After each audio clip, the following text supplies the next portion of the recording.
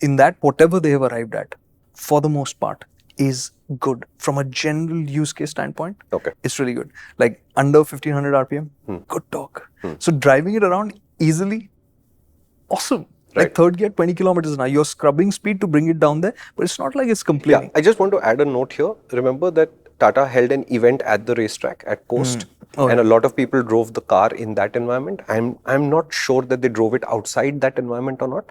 We've only driven this car on the street. You were talking about driving it around in terms of real world, and you started to talk about fuel economy, and we stopped. Yeah, so fuel economy is a clear highlight, and which is where you start saying that this shouldn't have been called Racer. It should have been called GT, Altroz GT, because Grand Touring is basically saying you travel great distances with ease and comfort, right?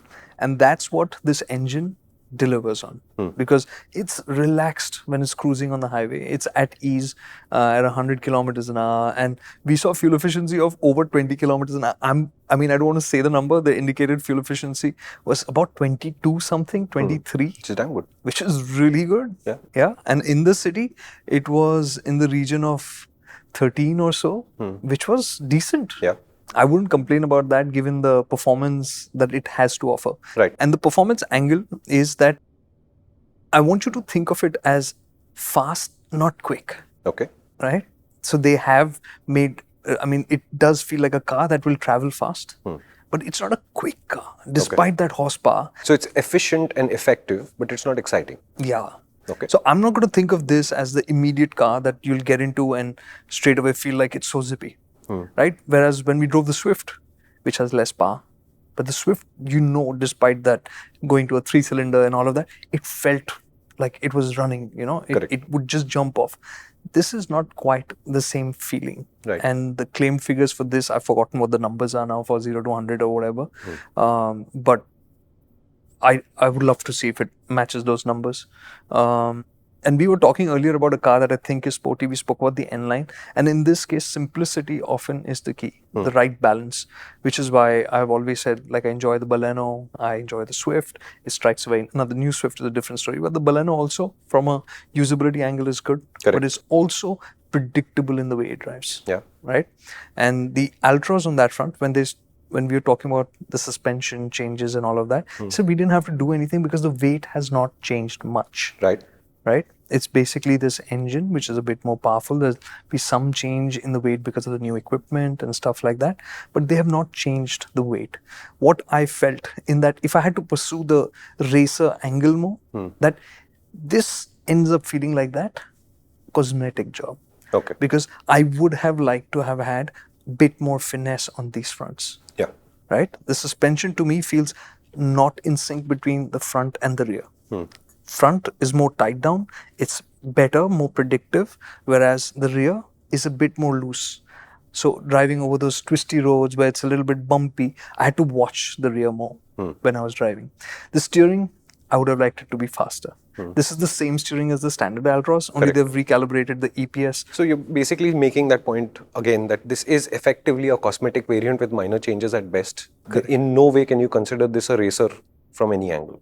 So the suspension, again, from the GT standpoint, big bumps, potholes, nails it. You don't get tossed around, it doesn't feel harsh. It just Which you said about the CNG thing also, right? If I remember correctly. That this was the strength of this car.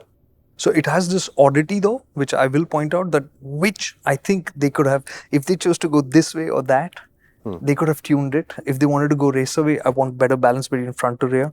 If they wanted it to go GT, then they could have softened it a bit actually. Because at higher speeds on the Mumbai-Pune Expressway, when you're going, you know, it's not the best of tarmac. No. But even concrete. Then, not the best of concrete.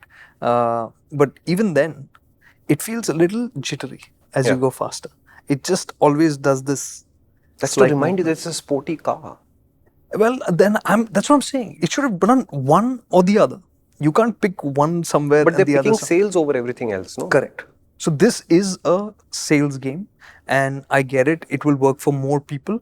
But I also think this is the Tata Motors that once upon a time, not too long ago, did JTP.